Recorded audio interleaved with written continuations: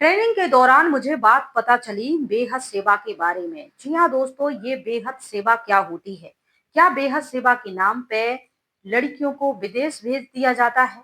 क्या बेहद सेवा के नाम पे जिस राज्य से वो आई हैं, उस राज्य को छोड़कर ऑल इंडिया के किसी भी राज्य में उनको भेज दिया जाता है और उस राज्य या उस सेंटर या उस बहन या उनके माता-पिता किसी से कोई संपर्क नहीं रहता? क्या बेहद सेवा क्या होती है? और बेहद ट्रेनिंग के दौरान लड़कियों को इतना परिपक्व, इतनी तपस्या इनकी भट्टी करवाई जाती है कि इनका जो पूरा मोह है एकदम से नष्ट हो जाता है और ये एक संकल्प पत्र लिख देती हैं कि आज से ये जो संस्थान है और परमात्मा यही मेरे लिए सब कुछ है और इस संस्थान के वरिष्ठ भाई-बहन मुझे अपनी मर्जी से जहाँ भी भेजना चाहें, मैं स्वेच्छा से जाने के लिए तैयार हूँ। तो कैसे आती है ये परिपक्वता? कैसे इतनी बेहद सेवा के लिए लड़कियां तैयार हो जाती हैं और कौन इनको इस बेहद सेवा के लिए तैयार करता है? और बेहद सेवा के बाद क्या कभी उस लड़की के बारे में कोई जानकारी मिलती है या नहीं? तो आइए आज इन सभी सवालों के जवाब मैं आपको इस वीडियो के माध्यम से देती हूँ। नमस्कार दोस्तों, मेरा नाम तुलसी और आप सब कैसे हैं? उम्मीद है अच्छे होंगे, अपना और अपने लोगों का ख्याल रख रहे होंगे। तो जब मैं ट्रेनिंग करने के लिए माउंट आबू राजस्थान, जो कि पूरे इंटरनेशनल ब्रह्मा कुमारी संस्थान का हेडक्वार्टर है, वहां मैं गई हुई थी। यहाँ ट्रेनिंग के दौरान कई तरीके की यहाँ टाइट दिनचर्या होती है 1 महीने की। यहाँ आप फ़ोन कॉल से बात नहीं कर सकते हैं, किसी से बैठ के घंटों आपस में फालतू गप-सप, हँसी-मज़ाक, ये सारी चीज़ें आप यहाँ नहीं कर सकते, टेलीफ़ोन का इस्तेमाल नहीं कर सकते और यहाँ आपको भगवान की याद में रहना है, ज़्यादा से ज़्यादा मौन व्रत का पालन करना है और जब भी आपको बातचीत करनी है, बहुत हल्के देवी-देवताओं जैसी अपनी स्थिति बना के रखनी है।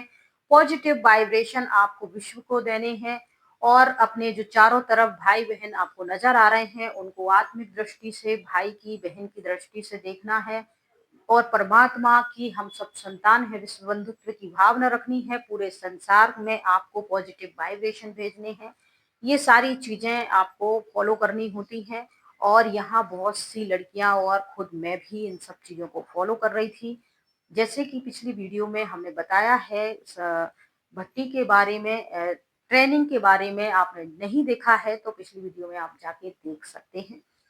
कि ट्रेनिंग कैसे क्या होती, क्या उसकी प्रोसेस होती है और कौन-कौन उसको कर सकता है। आज हम बात कर रहे हैं कि बेहद सेवा क्या होती है। तो सब कुछ होता है जब 1 महीने के बाद हमारी पूरी ट्रेनिंग हो जाती है, तो हमारी स्थिति इतनी वैराग वृत्ति वाली हो जाती है कि अब हमें दुनिया संसार से कोई लेना-देना नहीं, अपने घर के माता-पिता, भाई-बहन, रिश्तेदारों से कोई लेना-देना नहीं। वो सभी लोग जिनको हम जानते थे पहले, अब हमारे लिए वो सिर्फ़ एक परमात्मा की संतान होने के नाते आत्मिक रूप में भाई हैं और इससे ज्यादा हमारा माता पिता, यार दोस्त, बंधु सखा कोई संबंध अब नहीं है। बाकी जितने भी आपको दोस्त सहेली, माता पिता, पिया और पति पत्नी वाले जो भी संबंध रिश्ते रखने हैं, आप एक परमात्मा के साथ रखिए। तो जब ये वैराग वृत्ति आती है, जब संसार सागर से हमारा कोई लेना देना नहीं है, तो हम फिर अपने आप को संस्थान को यानी परमात्मा पे पूरी रीति से समर्पित हो जाते हैं और हम जब इनसे कह देते हैं कि आप हमें सेवा के लिए ऑल इंडिया में किसी भी सेंटर पे भेज सकती हैं या ऑल इंडिया के बाहर भी आप हमें भेज सकती हैं। तो इस तरीके का लेटर हम लिख के देते हैं। वहाँ बहुत सारी 200, किसी ग्रुप में 200 होती हैं, किसी में 500, किसी में 1000। अब कम ज़्यादा हो रही हो तो वो मुझे जानकारी नहीं है। हमारे ग्रुप में 500-600 के लगभग थी और सभी राज्यों से कन्याएँ आई थी, कहीं किसी राज्य से 50, किसी से 40। हमारे मध्य प्रदेश से उस समय 11 लड़कियाँ गई हुई थी। सबसे कम भोपाल ज़ोन यानी मध्य प्रदेश से 11 गई थी, तो उसमें हम भी शामिल थे और भी थोड़ी 2-3 लड़कियाँ हमारी जान-पहचान की भी थी, माना सेंटर पे हमारा थोड़ा बहुत आना-जाना था, प्रोग्राम वगैरह में मिलना। तो हमारे एज ग्रुप की कुछ लड़कियाँ थी जिनको हम जानते थे। आज वो सेंटर पे हैं, नहीं हैं, कहाँ हैं वो मुझे जानकारी नहीं है। लेकिन जब तक मैं सेंटर पे थी, मेरे रहते कुछ एकाध लड़कियाँ उनमें से भी जा चुकी थी। तो बेहद सेवा पे वापस आते हैं। बेहद सेवा मतलब अब आपको संस्थान के जो वरिष्ठ भाई-बहन हैं, जो ट्रेनिंग विंग की जो वो हैं, हेड हैं, वो अब आपको, और जो संस्था इंचार्ज हैं पूरी संस्था की, जो एक हेड हैं, वो आपको स्वेच्छा से किसी सेंटर पे सेवा के लिए भेजेंगी। और भेजेंगी तो पुराने सेंटर से आप डिस्कनेक्ट हैं। अब वो दीदी, वो भाई-बहन, वो राज्य, वो घर, वो माता-पिता, अब आपका किसी से कुछ लेना-देना नहीं है। ये आपकी बुद्धि में संकल्प होना चाहिए। दूसरा, आपको लिख के देना होगा कि मैंने परमात्मा पे मुझे 100% विश्वास है कि भगवान इस धरती पर अवतरित होकर विश्व परिवर्तन का कार्य कर रहे हैं, और उनने हम सब बहनों को, ब्रह्मा कुमारियों को, कन्याओं को, माताओं को निमित्त बनाया है, और भगवान के कार्य को आगे बढ़ाने के लिए हम दुनिया के किसी भी कोने में ईश्वर का संदेश देने के लिए स्वेच्छा से जा रहे हैं। इसके लिए हमें किसी ने कोई दबाव नहीं डाला है। इस बीच अगर हमसे कोई गलती होती है, या संस्था की जो मर्यादाएं हमें बताई गई हैं, अगर हम उनका उल्लंघन करते हैं, तो संस्था के लोग हमें इस पद से निकाल सकते हैं, हटा सकते हैं। ये सारा कुछ लेटर हम उनको लिख के दे देते हैं, और फिर वो हमें भेज देती हैं। ऑल इंडिया के किसी भी राज्य में भेज सकती हैं, या विदेश भी भेज सकती हैं। तो क्या विदेश में जाने वाली लड़कियां वापस आती हैं, या फिर वो हमेशा के लिए गायब हो जाती हैं? पहले ऐसा था कि भेज दिया, फिर कोई ध्यान देने वाला नहीं है, पर ऐसा नहीं है। हमारी ट्रेनिंग के दौरान कुछ एक 2-3 लड़कियां मंच पे आई थी, दीदियां, और वो बता रहे थे कि पिछली ट्रेनिंग में ये लड़कियां बेहद सेवा में अमेरिका गई थी। तो 2 लड़कियां थी, और उनको हम लोगों से मिलवाया गया था मोटिवेट करने के लिए, कि जिनके मन में थोड़ा-सा डर है, वहम है कि हम वापस आएँगे, या संस्था के वरिष्ठ भाई-बहन जो दादी-दादा हैं, वो हमें ध्यान रखेंगे कि नहीं रखेंगे। तो इसलिए उनको मंच पे बुलाया गया, दादियों के साथ बिठाया गया, और फिर उनसे बातचीत करी गई।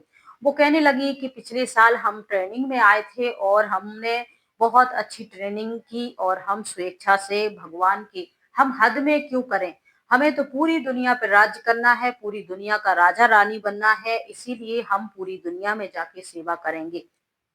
तो हम खुद से गए थे, हम अमेरिका गए थे सेवा करने के लिए पिछली ट्रेनिंग के अंतिम समय में, जब ट्रेनिंग का पूरा मंथ कंप्लीट हो गया था, और हमारा जो दीदी हैं, दादी हैं, उन्होंने पूरा ख़्याल रखा, क्योंकि हम मधुबन आए थे अपने सेंटर से। वो कहाँ से आई थी ट्रेनिंग करके, ये तो मुझे नहीं मालूम था, लेकिन उनकी बातचीत से समझ में आ रहा था कि वो शायद साउथ इंडिया से आई हुई थी। तो वो बता रही थी कि हम अमेरिका गए थे सेवा करने के लिए, अमेरिका में हमारा सेंटर है, और वहाँ की दीदी वगैरह से मिले, और हमने वहाँ गीता पाठशाला डाली और सेवा करी, बहुत अच्छा लगा। हर महीने 15 दिन में दादी फ़ोन करके हमारे बारे में पूछ लेती थी कि हम ठीक हैं, स्वस्थ हैं, किसी प्रकार की कोई तकलीफ नहीं है, इस प्रकार से वो अपना बता रही थी।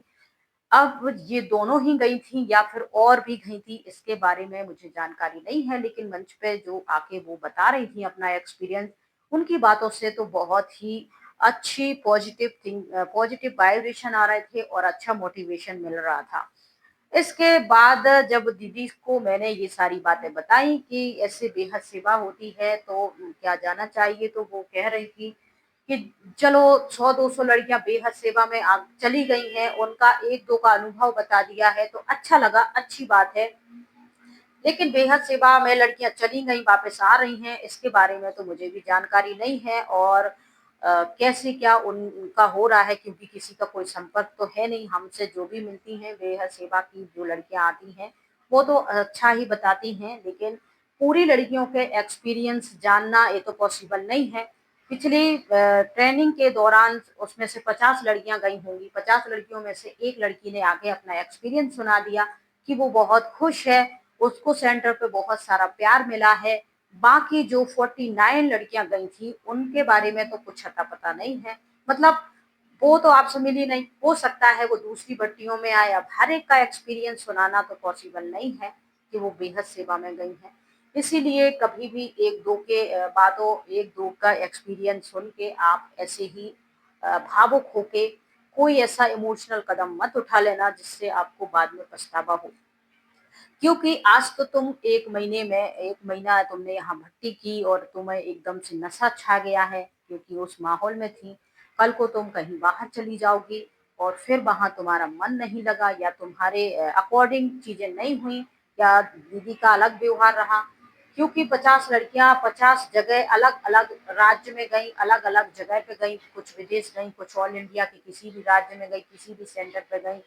तो सबकी दीदी बहुत अच्छी हो, सबको बहुत प्यार से रख रही हों, सबके साथ सेम अच्छा व्यवहार हो रहा हो, इसकी कोई गारंटी नहीं है। क्योंकि दुनिया संसार सागर है, सबकी अपनी-अपनी सोचने समझने की क्षमता होती है, अपने-अपने स्वभाव संस्कार होते हैं। किसी के अच्छे, किसी के बुरे, किसी के प्यार करने वाले, किसी के मिक्स होते हैं, किसी के गोलमाल, किसी के ऐसे भी होते हैं कि दुनिया के लोगों की जो बातचीत के तरीके होते हैं, वही सेंटर की बहनों के होते हैं। वो अपने आप को सेंटर इंचार्ज तो कहती हैं, लेकिन उनके अंदर इतनी ज़्यादा जो देवी-देवताओं वाले गुण हैं, जो भाषाएँ हैं, जो व्यवहार है, वो कुछ उनके अंदर झलकता नहीं है। और फिर लड़कियाँ बाहर से आई हुई हैं, कुछ उनके घर परिवार वालों का, दीदियों का कुछ अता-पता नहीं है। तो फिर आज़ाद हैं वो उन लड़कियों के साथ चाहे जैसी बातचीत कर सकती हैं, उनको नीचा दिखाने के लिए उनका व्यवहार चाहे जैसा कर सकती हैं, हर एक तो आके बता नहीं सकती और बताएगी भी वही जो आएगी, जिनको मंच मिलेगा और जिनको कुछ ऐसा साधन मिलेगा कि वो बता सके अपना एक्सपीरियंस। तो यहाँ भी फिर एक निष्कर्ष तो दीदी ने मुझे ऐसे समझाया कि ऐसे अभी तो तुम 1 ही महीना के लिए आई हो, नई-नई जुड़ी हो, तो इतनी इमोशनल होके कोई ऐसे-वैसे बाबू कदम मत उठाना।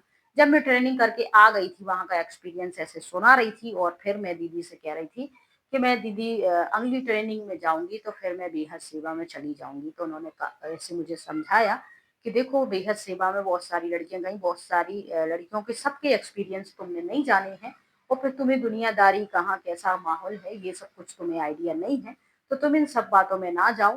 पहले तुम यहीं रहो, ज्ञान योग की प्रैक्टिस करो और सब अपना यहीं से स्टार्ट करो।